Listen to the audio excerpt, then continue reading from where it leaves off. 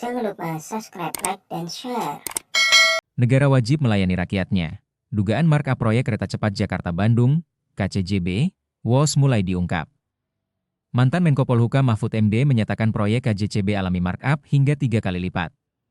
Itu harus diperiksa. Uangnya lari kemana? Menurut perhitungan pihak Indonesia, biaya per 1 kilometer kereta WOS itu 52 juta dolar AS, tetapi di Cina sendiri, hitungannya 17-18 juta dolar AS naik 3 kali lipat, ujar Mahfud dalam video yang diunggah channel YouTube Mahfud MD Official, dikutip Jumat, 17 Oktober 2025. Managing Director Political Economy and Policy Studies, PEPS, Antoni Budiawan, juga menyebut kuatnya dugaan korupsi dalam pengadaan KJCB yang bisa mencapai 40-50%. Ia pun mendesak KPK untuk segera mengusut hal ini. Sementara itu, Ketua Dewan Ekonomi Nasional, DEN, Luhut Binsar Panjaitan, yang terlibat dalam pembangunan proyek KCJB selaku Menko Perekonomian, akhirnya mengakui proyek itu memang bermasalah. Dia mengatakan, barang itu sudah busuk sejak awal. Masalahnya, jika sejak awal tahu itu busuk, mengapa dilanjutkan? Syarat keganjilan, proyek KCJB ini memang janggal sejak awal. Harganya jelas amat mahal karena diduga di markup. Apalagi jika dibandingkan dengan Arab Saudi, menurut kabar akhir-akhir ini, yang akan membangun proyek kereta cepat Riyadh Jeddah sepanjang 1.500 km. Biayanya hanya sekitar 116 triliun rupiah. Bandingkan dengan rute WOS yang hanya 140 km. Namun menelan biaya 120 triliun rupiah. Hal ganjil lainnya, pemerintah Indonesia lebih memilih proposal dari Cina ketimbang Jepang. Padahal pemerintah Jepang sempat mengajukan proposal pembangunan kereta cepat dengan biaya yang jauh lebih rendah. Jepang pun menawarkan bunga 20 kali lebih rendah ketimbang Cina. Jepang menawarkan bunga 0,1 per tahun, sedangkan Cina menawarkan bunga 2% per tahun. Khusus utang untuk cost overrun, bunganya ditetapkan CDB lebih tinggi, yakni 3,4% per tahun.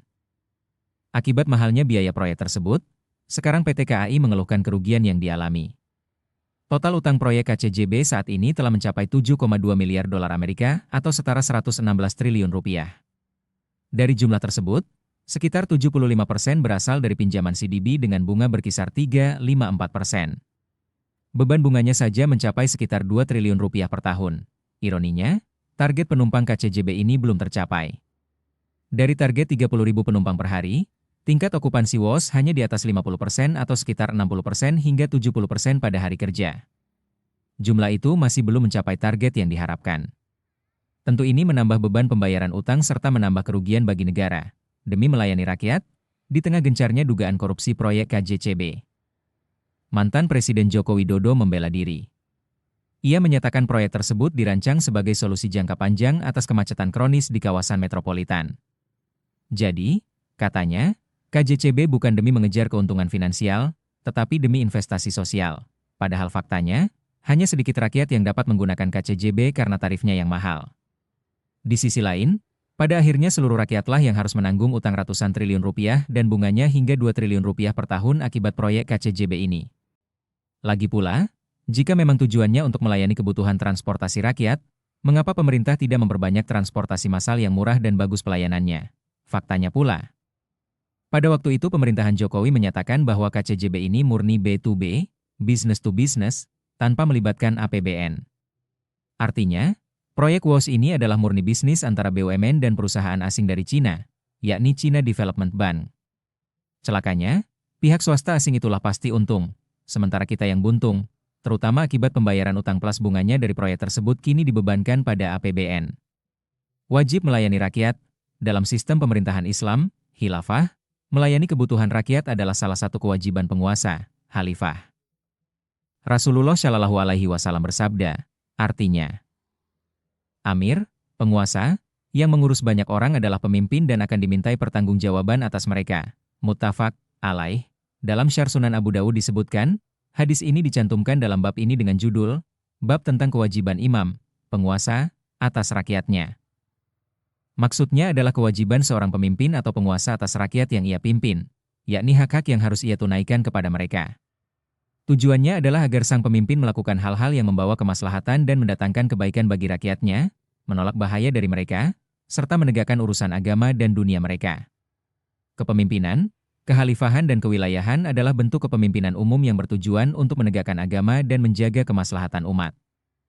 Karena itu seorang pemimpin wajib mengurus urusan agama dan dunia rakyatnya serta berusaha dalam hal-hal yang membawa kebaikan dan perbaikan bagi mereka, baik dalam urusan agama maupun dunia. Abdul Muhsin bin Hamad bin Abdul Muhsin Syarh Sunan Abu Dawud, 3345, Maktabah Syamilah. Pelayanan terhadap rakyat ini mencakup jaminan pemenuhan kebutuhan hidup seperti sandang, pangan dan papan, perumahan. Dalam hal ini negara wajib menciptakan lapangan kerja untuk rakyatnya. Tentu agar mereka bisa mencari nafkah demi memenuhi kebutuhan hidup mereka mulai dari kebutuhan asasiah, primer, hingga kamaliyah, sekunder tersier. Negara juga harus memastikan pemenuhan kebutuhan tersebut bagi warga yang tidak mampu. Negara juga berkewajiban memenuhi layanan pendidikan, kesehatan, keamanan serta sarana-sarana umum yang dibutuhkan rakyat. Termasuk di dalamnya membangun jalan raya serta sarana transportasi untuk publik. Ada beberapa karakter layanan publik yang harus disediakan negara sesuai dengan ketentuan syariah Islam. Pertama, pelayanan publik ini berlaku egaliter tanpa membedakan agama atau status sosial. Siapapun yang menjadi warga negara berhak mendapatkan pelayanan dari negara. Tidak ada perbedaan kelas di tengah rakyat dalam mendapatkan hak-haknya dari negara. Kedua, negara melakukan pelayanan kepada rakyat bukan untuk mengambil keuntungan. Semua pelayanan tersebut, seperti kesehatan rumah sakit, pendidikan, keamanan, pembangunan jalan raya, diberikan cuma-cuma. Negara haram mengomersilkan pelayanan publik seperti jalan tol, kesehatan, atau pendidikan. Namun, dalam kondisi terbatas, negara diizinkan untuk mengambil pungutan untuk sekadar menutupi biaya operasional atau membantu optimalisasi pelayanan tersebut. Semisal untuk membantu biaya eksplorasi minyak bumi, atau pungutan pada transportasi umum seperti bus, kereta, kapal laut untuk membantu kesempurnaan pelayanan tersebut. Ketiga, pelayanan publik yang berkaitan dengan pembangunan infrastruktur merupakan proyek real yang dibutuhkan rakyat. Bukan untuk pencitraan atau bermegah-megahan. Di era pemerintahan Jokowi banyak pembangunan infrastruktur yang justru tidak bermanfaat untuk rakyat banyak seperti pembangunan IKN, sejumlah bandara seperti Kertajati, termasuk KCJB.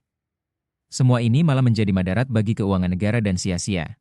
Keempat, sumber pembiayaan atas pelayanan tersebut wajib sesuai dengan ketentuan syariah. Dalam kitab Al-Amwal fi Daulah Al-Khilafah disebutkan bahwa sumber-sumber pembiayaan itu berasal dari keuntungan negara yang didapat dari pengelolaan kepemilikan umum seperti pertambangan, hutan, DLL. Sebenarnya kepemilikan umum ini adalah sumber kekayaan umat yang paling besar dan mencukupi kebutuhan mereka. Mantan Menko Polhukam Mahfud MD pernah mengatakan jika korupsi di sektor pertambangan bisa diberantas maka setiap rakyat Indonesia bisa mendapatkan jatah dari negara sebesar 20 juta rupiah per bulannya.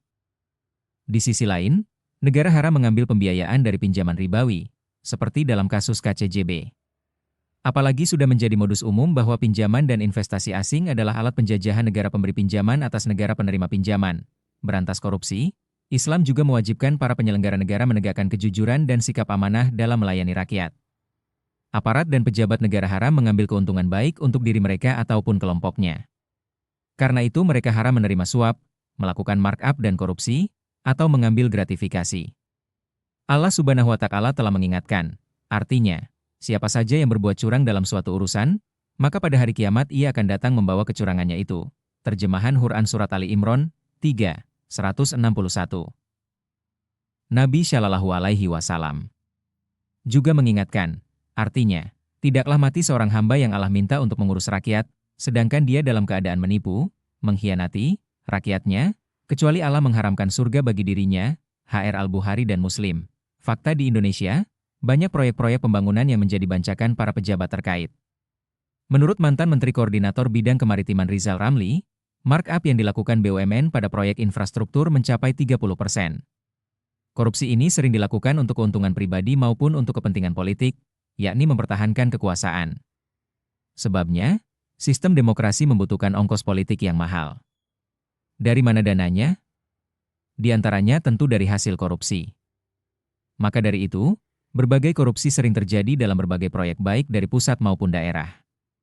Jelas, sistem politik demokrasi sudah nyata menciptakan kerusakan, mencetak banyak pejabat korup dan menyengsarakan rakyat. Jadi, mengapa umat tak kunjung sadar dan kembali pada sistem kehidupan yang diatur oleh syariah Islam yang dijamin kemuliaannya oleh Allah Subhanahu wa Ta'ala?